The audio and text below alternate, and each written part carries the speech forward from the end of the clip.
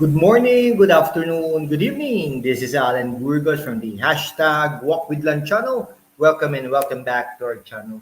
Guys, if you are not yet subscribed to our channel, please do it so now so that you can be a part of this growing family. Officially, we are now 8,603 subscribers. Thank you so much. Malapit na po tayo sa 9,000 subscribers milestones. Maraming salamat po sa inyong lahat. Mahal na mahal ko po kayo. I love you all. God bless you all. At siyempre, mag-iingat po tayong lahat, lalong-lalo na sa mga panahon ngayon. Okay, ang pag-usapan po natin today ay diyan sa Maynila. No? Okay, sa Maynila, meron po kasing napabalita na nananawagan na wag labanan daw si Mayora Hani Lacuna ni Yorme Isko Moreno dahil ito ay isang pagtataksil, no? Ang nagsabi po nito ay ang inchik na representa, hindi naman kayo naman Pilipino naman yan, naging kutsehal pa nga yan no? Siya si Congressman Joel Chua ng Quiapo. Yan, sa Quiapo po. Kaya lang, kung pupunta po kayo sa Quiapo, subukan niyo pong pumunta sa Quiapo, mga kaibigan ko.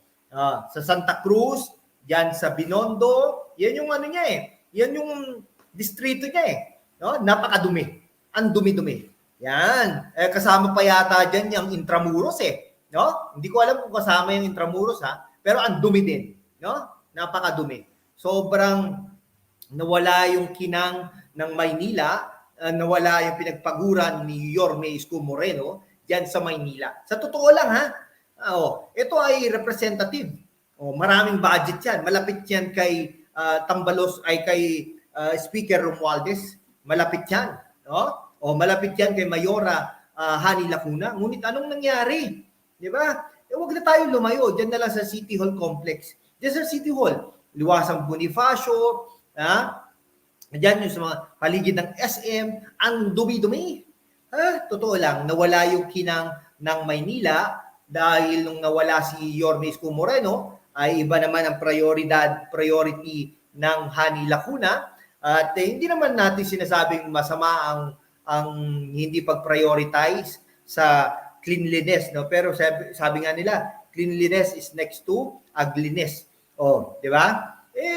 Dapat malinis para naman okay tayo. Pero kung hindi tayo okay, ay wala tayo, no? Yun yung problema. Kaya mahigpit nating sinasabi, sino nga ba? Sinasabi natin, sino nga ba si Joel Chua? No? Sino siya para magsabi ng ganun? Congressman, isang distrito na wala namang sinabi. Okay? Ay, ang pangit. Hindi lang po natin alam, baka iba ang priority ni Joel Chua. No? Ito, isa rin tong congressman na ito na talagang inaapi si Vice President Sara Duterte. No? Kung apihin mo na lang si Sara Duterte, pero wag na si Isko Moreno. Dahil nga naman, ibabalik natin, pag si Isko Moreno ang manalo at talagang tatakbo ito para sa Manileño at hindi para kay Lacuna, ay talaga namang ibabalik niya ang sigla, ang kinang ng Maynila. No? Si Mayora, ngayon lang lumalabas-labas ito no? Noong mga nakaraang panahon, wala, parang pang-opisina lang daw. May nagkomento nga pang-opisina lang si Mayora Hani Lacuna at si Yorme Isko Moreno naman ay talaga namang siya ay nagsisilbi no sa taong bayan, kumbaga. No? Lahat naman ganoon, 'di ba? Ngayon, nasa Amerika si Yorme Isko Moreno at sinasabi natin na talaga namang si Yorme ay talagang po yan, no? Magsisilbi yan. Pero relax, sabi niya, relax lang kayo mga lodi. Relax lang daw, papagandahin niya ang Maynila. Kaya pumunta kayo dyan sa Intramuros, dyan sa Lyceum, sa Letran, dyan sa sa Maynila, ang pangit. Underpass na nga lang, ang pangit. No, nako, bakit ganun? Ang lapit-lapit. Hindi ba nakikita ito ng mayora mo, Congressman Joel Chua? Hindi mo ba ito nakikita? No? Ang daming basura, ang daming mga pakalat-kalat na mga homeless. Hindi naman natin minamasama, pero ayusin nyo ang bilib, bumabaha, Baku-bako yung pedestrian, o ano kayo, no? Ano kayo? Nasa aircon lang kayo, no? Nandiyan lang kayo sa lamig ng inyong mga kwarto at hindi pinapansin ang kalagayan ng Kalakhang Maynila, ang Maynila, no, na kapitolyo ng ating bansang Pilipinas. Kung ganon, bakit pa kayo inelect, no? Bakit kayo? Paglalabas si Mayora, no? Paglalabas si Mayora, katapang-tapang, kasuplada, 'di ba? Tapos si Yul Servo sasabihin na, "Huwag na tayo magdebate, no? Diyan sa konseho, bakit hindi kayo magdedebate? Konseho nga 'yan." No? Napakasama naman ng pag-iisip na napakasama naman sa suggestion 'yan na hindi kayo magdedebate. Parang ginigipit nga ang mga konsihal na kakampi ni Yorme Isko Moreno. Pero anyhow, ganun talaga. Nako, magkakaalaman tayo sa eleksyon ng 2025 at ang sinisigurado natin dyan ay mananalo si Yorme Isko Moreno ayon na rin sa survey, ayon na rin sa kagustuhan ng mga Manilenyo.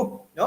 Ang Manilenyo ay talaga namang hindi naman sila magsasabi at baka sabihin nila na sige, Yorme Isko Moreno ay tumakbo ka na bilang senador ng Pilipinas at para naman may taga Maynila na magiging senador ng Pilipinas, ngunit hindi ganon, no? Hindi ganon ang kagustuhan ng mga Manilenyo dahil nakita nila ang kababuyan at kababuyan ng Maynila, no? Binaboy ang Maynila, ang dumi-dumi.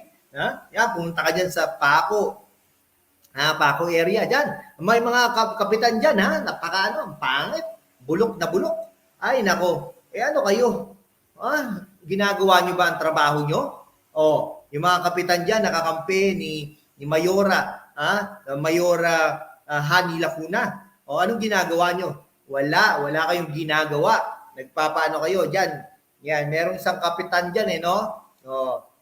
Asawa yan ng asawa ng classmate ko dati. Ay, nako. Anong ginagawa? Anong ginagawa ng mga unghang? Yan, di ba? Ngayon, galit na galit kayo na sinasabi nyo, nagtataksil sa inyo, nagtataksil kay Lacuna, si Yorme Isko Moreno. Bakit? Sino ba kayo? No? Sino ba kayo magsabi niyan?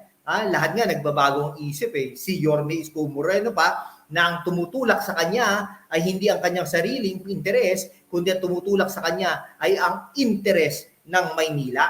Di ba? Ganun po yun. Pero kayo, anong ginagawa nyo? Wala kayong ginagawa. No? Ngayon, sana naman lang, ngayon, nagpapakitang tao na kayo, sana naman lang ay talagang parang dinodoble nyo ang programa ni Yorme Isko Moreno. Ngunit natatakot kayo dahil baka ito ay